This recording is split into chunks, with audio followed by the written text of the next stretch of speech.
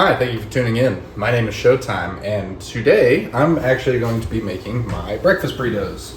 This is usually what I make in order to prep for most of my work week. I try to keep ahead of it and make sure that everything is already my freezer is full. I try to make sure that my freezer is full and that I have something that I can eat every day of the week. Now, what you're gonna need for this, large pan. Because large pan, you can cook a lot of eggs all at once. I know many people don't like prepping a huge amount of eggs all at once. I'm actually gonna be doing 2 dozen, or 1 dozen. 1 full dozen of eggs is usually what I like to cook all at once. That'll usually make you around 5 or 6 burritos, assuming that you, do it correctly. So we're just gonna start by cracking these eggs into here. And one of the things I'd actually like to bring up while I'm going ahead and doing this is that I've been making a few videos recently. I've been getting a lot of clips from different games and other things like that. And I'm really trying to grow my channel in a lot of different ways. I'm trying to make a lot of variety content, as I'm sure you've seen from the description of my channel. But thing is, I don't really know what everybody wants to see. So I actually have a question for everybody who happens to be watching this video.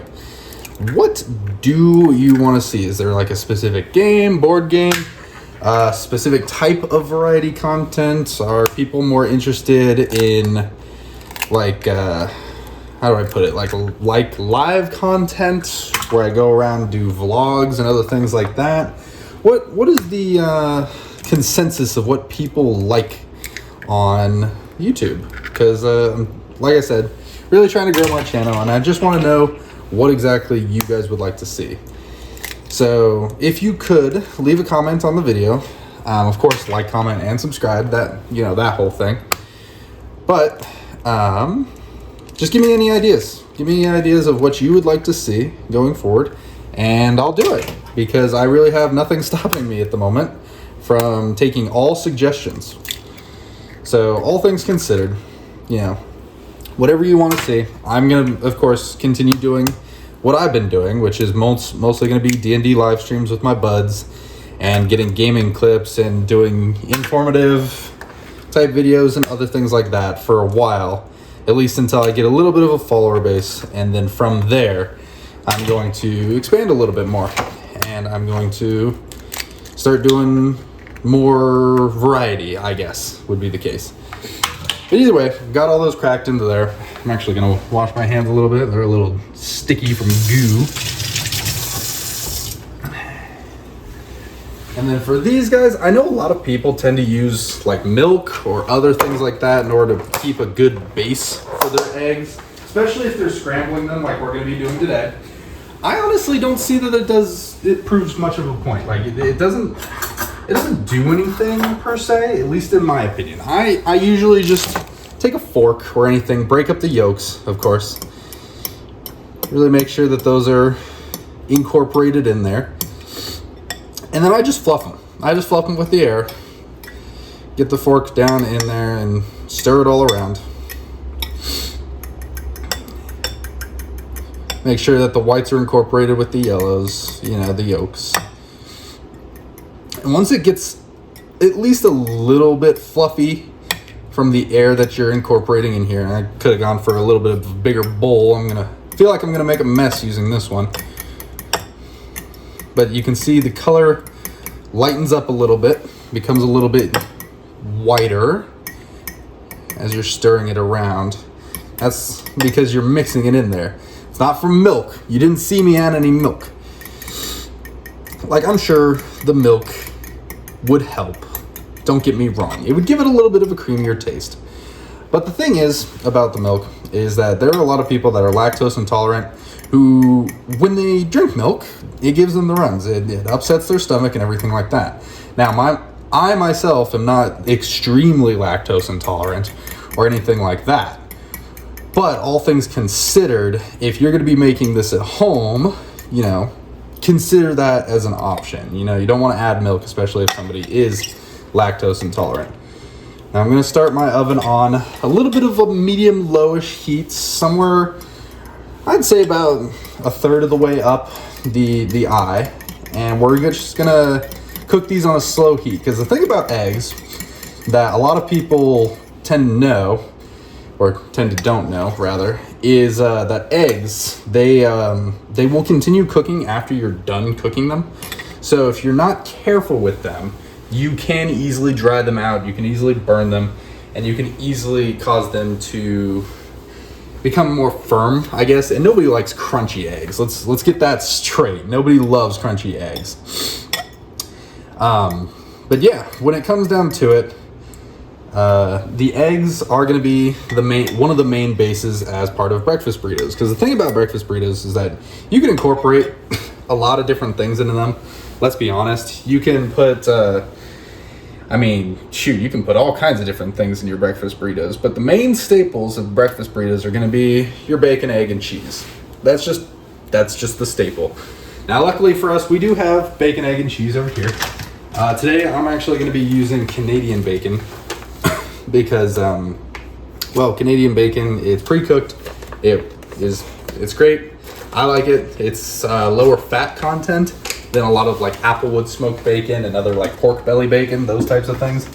So I tend to prefer Canadian bacon and turkey bacon over standard pig, basically, just because of the fat content.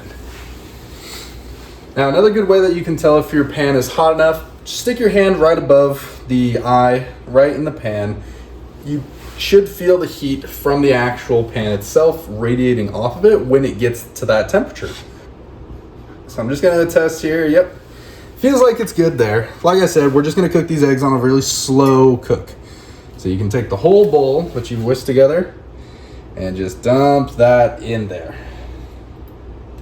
And you can see it does separate a little bit, but that's why we're still using our fork here.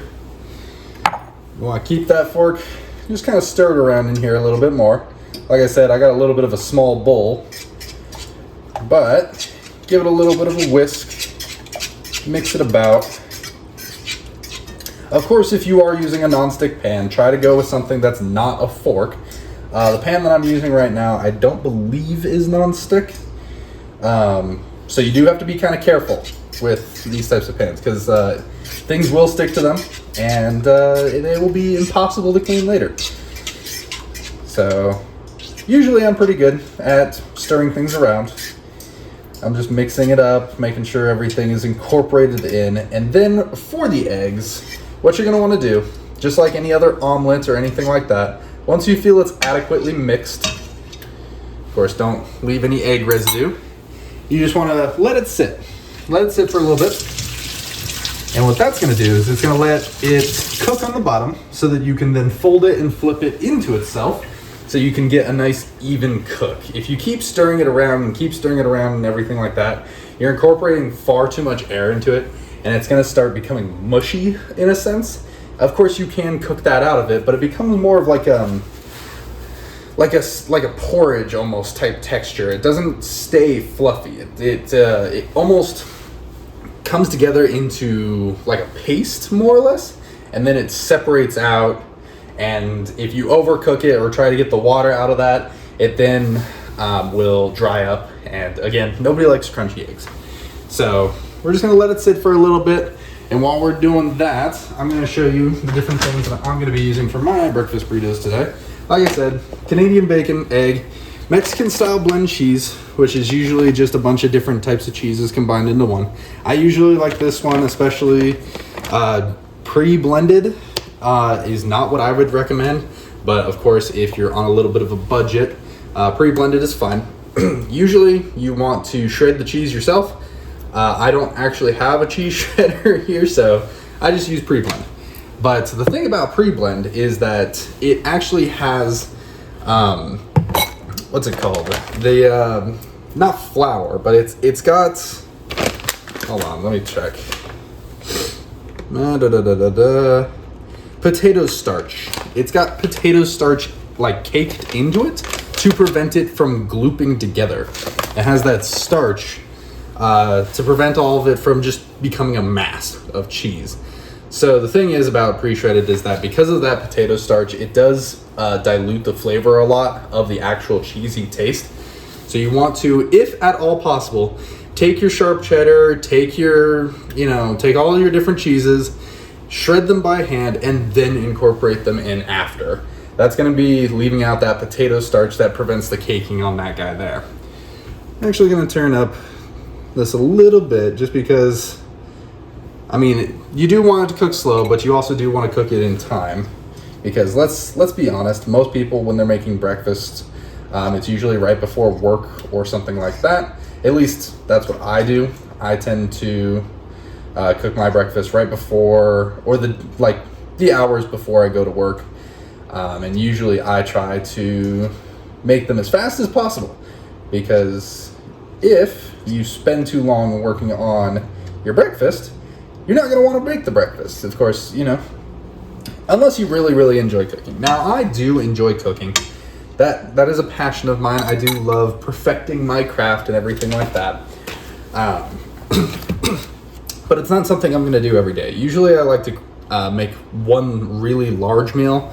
Like I said, I'm cooking up a dozen eggs, which is going to make me about 5 or 6 burritos. But I tend to make one very large meal and then tend to meal prep ahead and store them all in my freezer so that I can just pull them out, cook later. Oh, and by the way, I'm actually going to be using a garlic ranch blend, because the garlic ranch, just like any normal standard ranch, but it has a little bit of a garlic taste to it. It's got that kick that gives it that extra flavor. So that's what I tend to use for all of my ingredients here. But we're just going to let this sit, let it do its thing. And in the meantime, I just want to let you guys know I am still trying to make a bunch of videos. I'm still in the process of editing up a lot. And of course, every Sunday we're going to be doing live streaming for D&D with my group. So every Sunday around, I think it's 6 p.m. PST, which for you East Coast fellows is actually going to be 9 p.m. So sorry for it being a little bit late. That's just when everybody gets off work. We're going to be live streaming some Dungeons and Dragons. So if you guys want to come on in and hang out, maybe give my players some suggestions on what they should do in the situations that they're in. You can even influence the story in your own small ways. If you tend to donate or do anything like that, we can take requests, basically. We're trying to make it a little bit of a regular thing so that everybody can come in, we can all live stream, we can all have fun, we can hang out with our chat. But yeah, every Sunday, 6 p.m. PST. All right, these are starting to firm up a little bit, so I tend to just take the fork, scrape it across the bottom just to break it up a little bit, make sure it's not sticking. I didn't put any butter down. I honestly, I should have put butter down. But I didn't put any butter down. And as you can see here in the pan, you can see it's starting to form. At least that layer that was on the bottom is starting to come together. You can see it's still a little runny, but it is actually turning into that scrambled egg texture that you want it. Now at this point, you tend to just want to keep it from sticking to the bottom. Just keep scraping it along. It's going to keep cooking, like I said. Eggs, they are very volatile. You definitely want to watch them. You want to watch them the closest, because any wrong move could cause the eggs to turn out, poorly, how you don't want them. So, I actually learned recently, well, I guess not recently, but within the last few years, that eggs are one of the hardest things to master in culinary school. There's so many different ways of preparing eggs that they have full week-long, like maybe even month-long courses entirely dependent on the different ways of cooking eggs. So there's your fun fact of the day. Eggs are extremely difficult to cook. So if you screw them up the first time, honestly, give yourself some slack. It took me a while to actually figure out how to cook them as well. I wouldn't say I'm a pro at it, honestly, either. I know how to make a good egg so that it turns out good to eat. It's not something that I'm just going to throw away. Not that I would, anyway. I'd eat it anyway. I hate wasting food. But as you can see here, it's starting to firm up a little bit, so we're just going to keep it from sticking to the bottom. We're just going to keep moving it about, making sure that everything is scrambling up nicely. Again, put down a nonstick spray. Put down a nonstick spray or some butter to prevent it from sticking to the bottom. That way you don't have to move it as much as I am, and especially if you have a nonstick pan. Now, I know what they say. Nonstick pan, oh, it's nonstick, you shouldn't have to put anything down. But that's just bullshit, honestly. It's a complete hoax. I mean, it's... From what I've seen, the brand of non-stick is completely false. As long as you are using it like a normal pan, it's going to be non-stick. Now, if you use it where you don't put anything down beforehand and you expect things to not stick to it, it's gonna stick. Like, especially things like eggs or something that tends to stick to the bottom. Like, it's going to stick. It's not just like a, oh, it's not gonna stick type situation. But anyway, we're getting close to the kind of consistency that I would like my eggs at. I like my eggs a little bit runnier. I don't like them really, like, completely firmed up. But as you can see, it is just a nice, egg scramble. And again, didn't include any milk, didn't include any butter in the pan, didn't do anything like that. And everything's coming together nicely.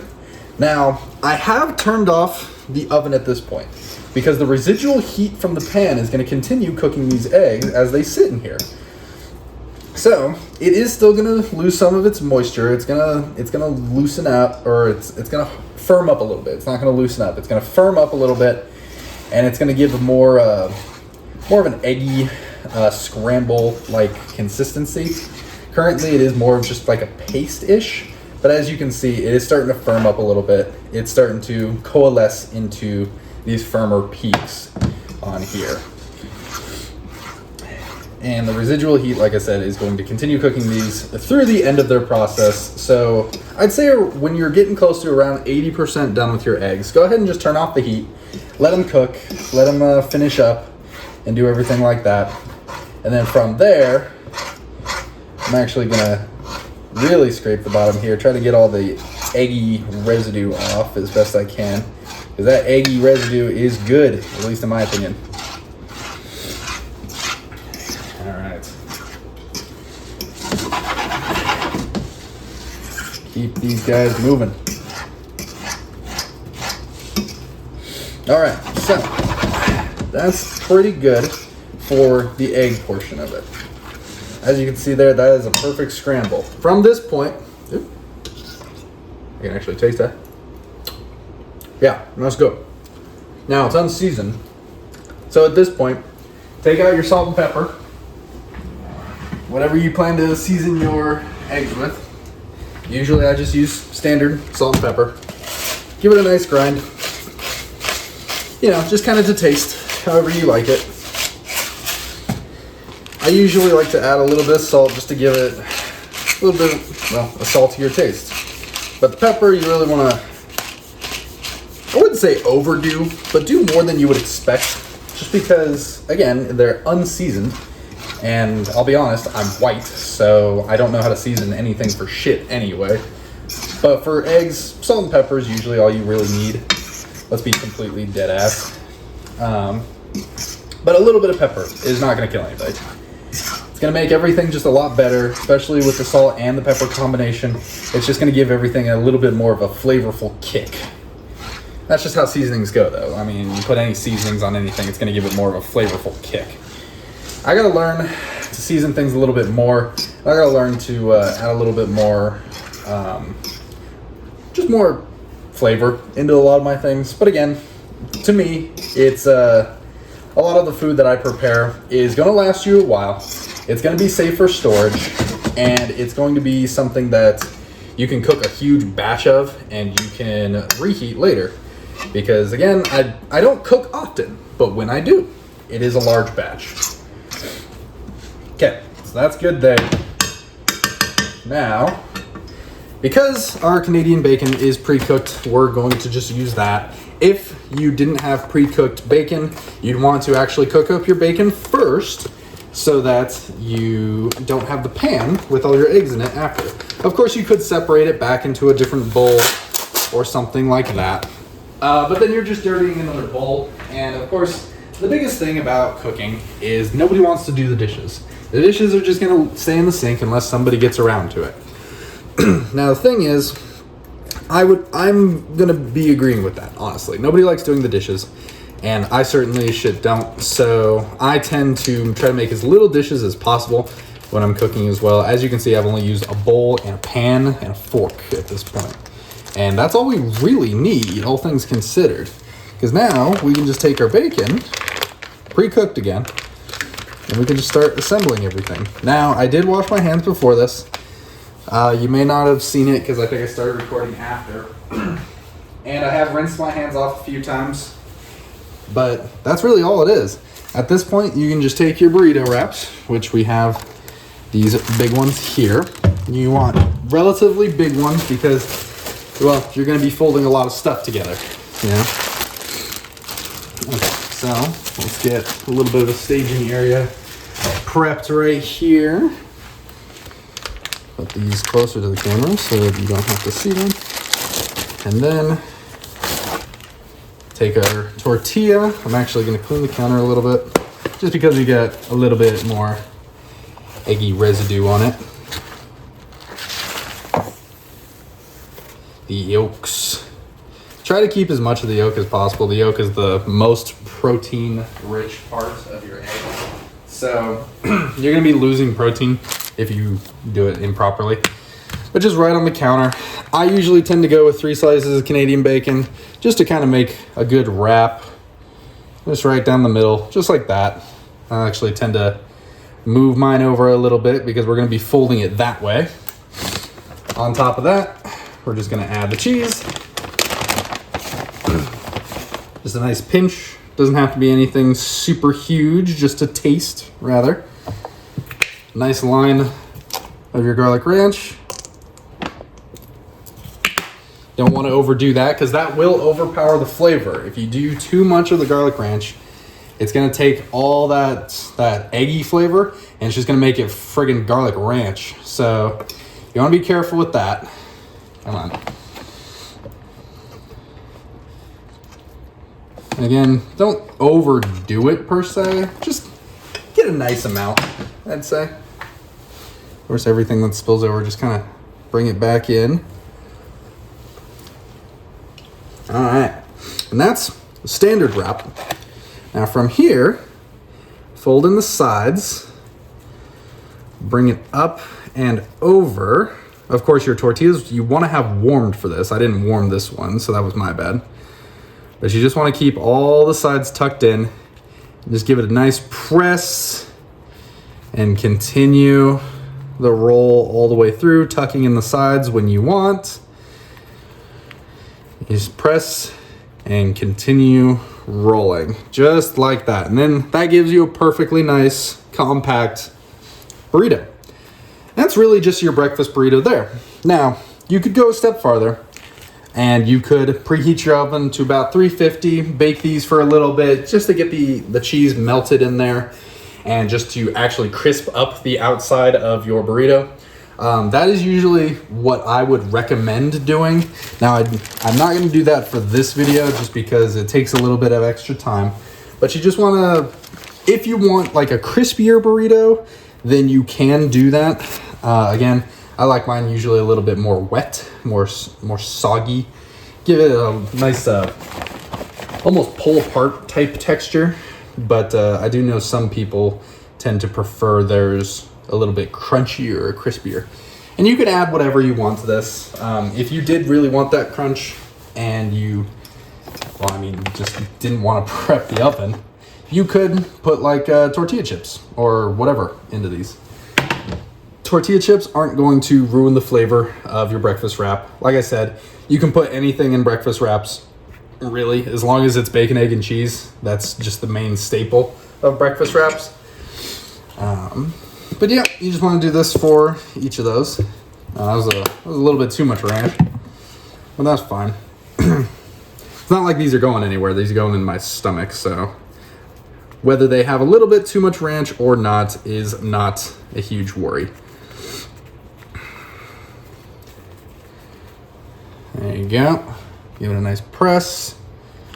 That one was a little bit more of a disaster, I'll be honest. But, you know, practice takes perfect. Practice makes perfect. Again, don't fault yourself on it if you screwed up the first few times. That is not the biggest worry. But either way, I'm going to continue wrapping these up. And then, again, just kind of give me suggestions on what you want to see in the future. And once we are done here, I'll show you the finished product. And yeah, we should be good. And there you have it. 7 perfectly wrapped breakfast burritos for your week. You can have one a day and they will fill you up for the entire breakfast, and you can make them pretty easily. Like I said, took me only like about 30 minutes or so, and they are just delicious. They're great to eat, easy to reheat, easy to store. You can put them in the freezer and just microwave them later. They make great burritos. So yeah, that's all that I have for today. Thank you for watching. Make sure to like, comment, and subscribe. And again, leave some suggestions on what you want to see going in the future. All right, this is Showtime. Have a good one.